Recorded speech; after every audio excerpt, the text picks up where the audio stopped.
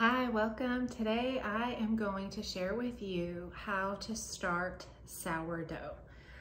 Sourdough is classified as a fermented food. What it is bread made without active dry yeast that you can use in all kinds of recipes beyond sourdough. I mean, you can use it in muffins and pancakes and crackers, all kinds of good stuff. But today we are going to focus on sourdough starter.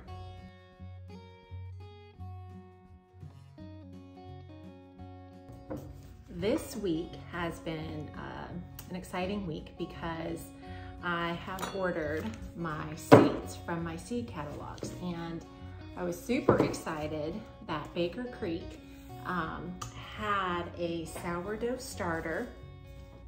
It's an old world sourdough starter, and I have tried, I don't even know, I've lost count. I have tried to do my own starter. Now granted, I did start it, I would say around fall, and you really need a warm kitchen, and it is easy, but yet it's tricky. I know it sounds contradictory, but I have found that sourdough starter, the most important thing that it needs is attention, and it likes to be at a balmy 70 to 75 degrees. And we typically keep our house cool during the winter and warm during the summer. We don't turn on our HVAC system hardly at all. I'm not giving up on sourdough starter, but I thought I might try a freeze-dried or dehydrated sourdough starter. And so I wasn't going to make another attempt at sourdough starter until the weather around here warmed up so I would have a naturally warm kitchen. But I saw this and I was ordering my seeds and it was $10, and I thought, why not? So I have here an old world sourdough starter. All right, so the first thing that I recommend is to gather everything that you need. And so far, I'm very pleased with the instructions that came with this. And because I've tried sourdough starters and feeding and all of that stuff so many times, I mean, I've actually even made loaves. I've been making tons of loaves, but they've been flat and dense, and we've been eating them, but it's not quite what I want. One of the things that I have definitely gleaned is that you want everything at your fingertips. That kind of goes along with everything in life. But the most important thing I would say is your water. And you want non-chlorinated water. And the best, or distilled. You don't want to use distilled or chlorinated water. So what I do is I get water from my Berkey filter, and then I warm some up on the stove and I added it to it. So in here is warm filtered water, where it's half normal water and then half water that I boiled on the stove, just so it's kind of at that room temperature. You kind of want it the temperature of a nice warm bath, not hot, but a nice warm bath, something that like a baby or toddler can enjoy. All sourdough bread is water and flour. And I am using einkorn flour. And so the first step is to take half a cup of warm water and half a cup of flour. We're gonna stir it together in this jar. I love to use quart jars. And then as I've tried a dry, there's two kinds of starters. There's a dry starter and a wet starter. This is a wet starter.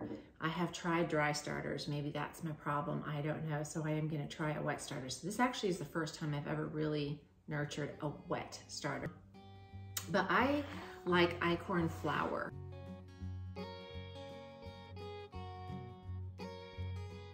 Einkorn grain is as pure today as it was 12,000 years ago.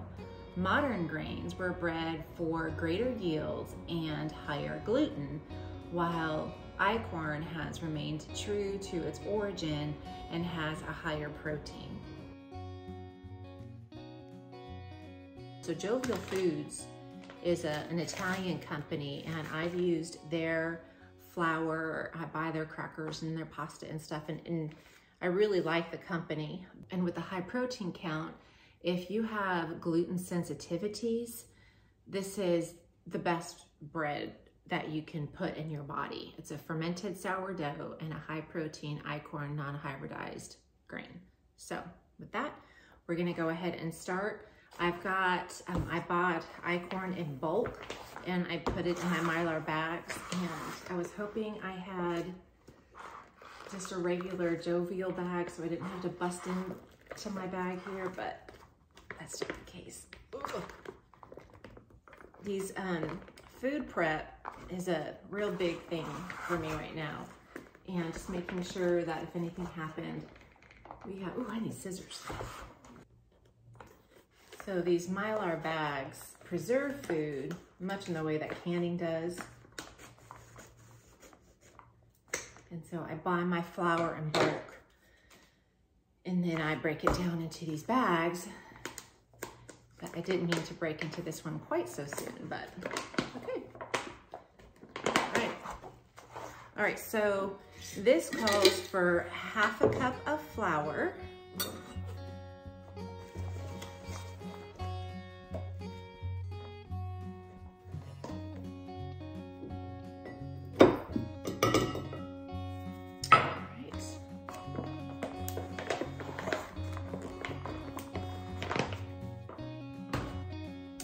Half a cup of warm water.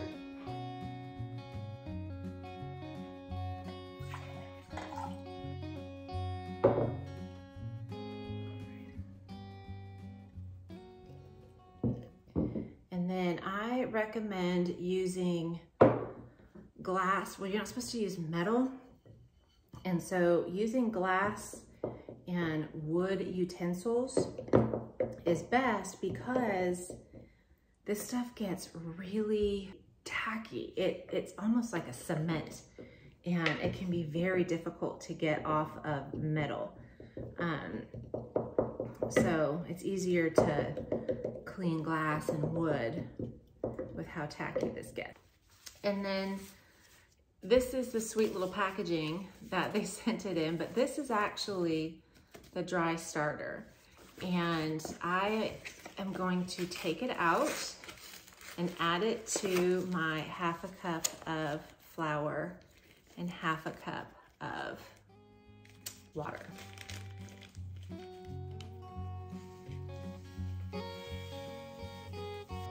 Stir it up.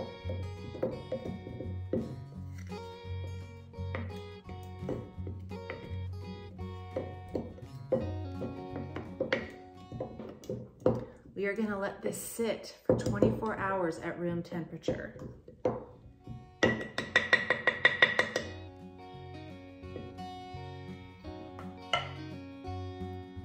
gonna put the lid on it and put it in a dark spot or a corner of my kitchen where there's not sunlight that gets to it, and let it sit for 24 hours. Then we'll come back and we'll do the next step.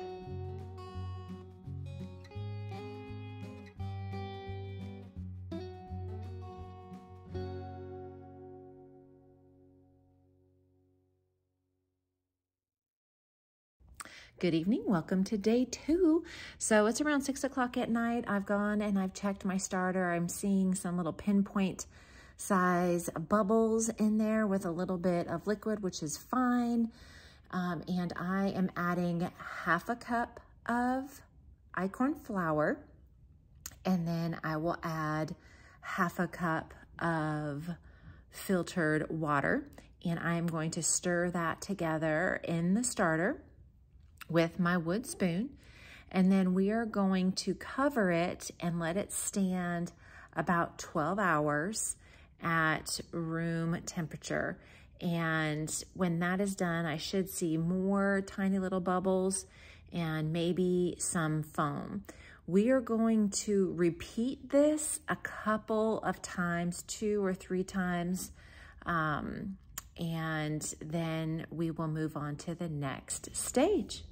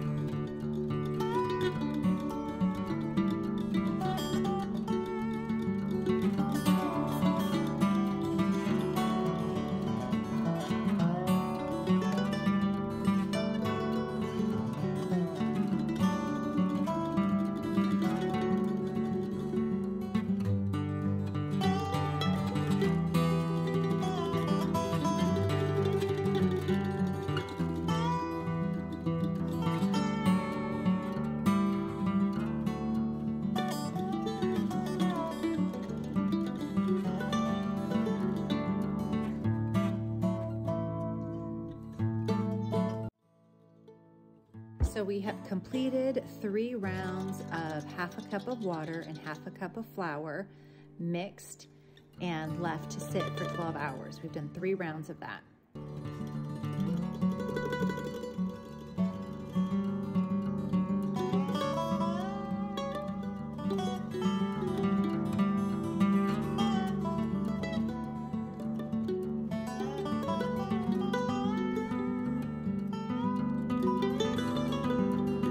So then we have a full jar of sourdough starter.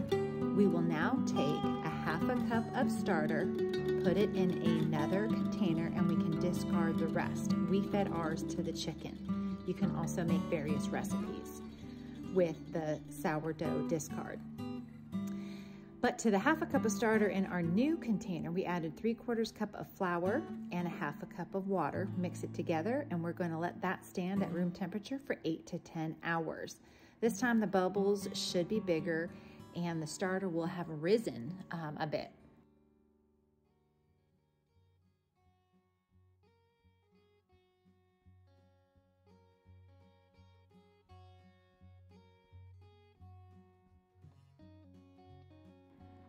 And it should be ready to use.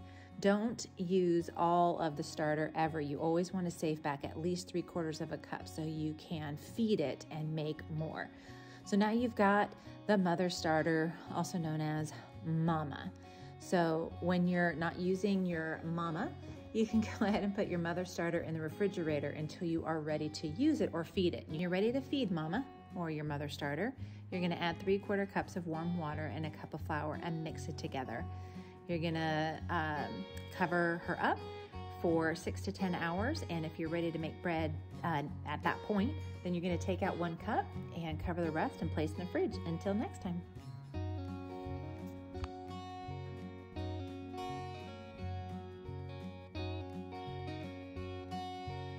You should feed her every week or at least every 2 weeks, whether or not you plan to use her.